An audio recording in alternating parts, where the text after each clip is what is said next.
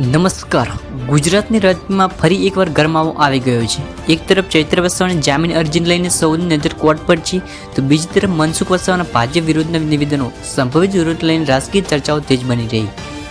શું આ ઘટનાઓ ગુજરાતની રાજ્યમાં નવા સમીકરણો ઊભા કરશે? શું આવનારા દિવસોમાં રાજકારણમાં વધુ ગરમ બનશે? આજે આ વિડીયોમાં જાણીશું સમગ્ર મામલો વિગતે. નમસ્કાર મિત્રો, આપ જોઈ રહ્યા છો બ્રેકિંગ ન્યૂઝ. જો તમે અમારી યુટ્યુબ ચેનલ પર નવા આવ્યા તો વિડીયોને લાઇક કરી ચેનલને સબસ્ક્રાઇબ કરવાનું ભૂલતા નહીં.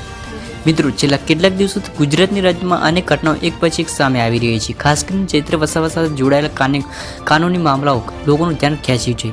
ચૈત્ર વસાવાની જામીન અરજી દાખલ થયા બાદ હવે સૌની નજર કોર્ટની આગામી નિર્ણય પર છે. કોર્ટ જે પણ નિર્ણય કરશે તે કાયદા અને રજૂ થયેલા પુરાવાના આધારે નક્કી કરશે. તેથી અંતિમ નિર્ણય આવે ત્યાં સુધી કોઈપણ પ્રકારનો નિષ્કર્ષ કાઢવો યોગ્ય નથી. હવે બીજી તરફ વાત કરીએ મનસુખ વસાવાની. મનસુખ વસાવા નિવેદન બાદ રાજકીય ચર્ચામાં નવી હલચલ જોવા મળી રહી છે. જો તેઓ વિરોધ કાર્યક્રમ અથવા આંદોલન જાહેરાત કરે તો તેના મુદ્દાઓ શું કરશે? સરકાર અથવા ભાજપ તરફથી તેનો શું જવાબ આવશે? આ પ્રશ્નનો જવાબ આગામી દિવસોમાં વધુ સ્પષ્ટ થઈ શકે છે. ગુજરાતની રાજ્યમાં આવા વિકાસો ઘણીવાર મોટા રાજકીય સંદેશા આપે છે. વિરોધ પક્ષ, સત્તા પક્ષ અને જનતા ત્રણેયની પ્રક્રિયાઓ હવે મહત્વપૂર્ણ બનશે.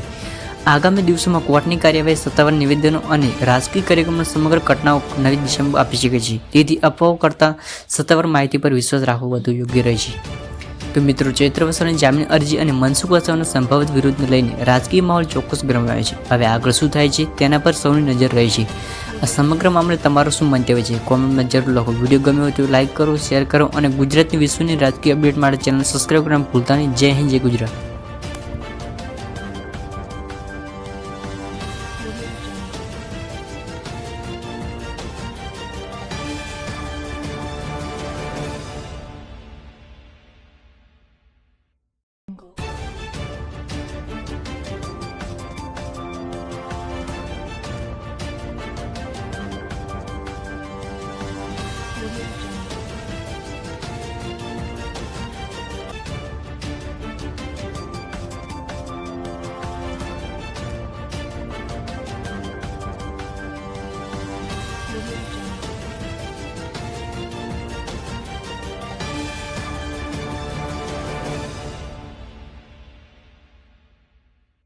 Jungle.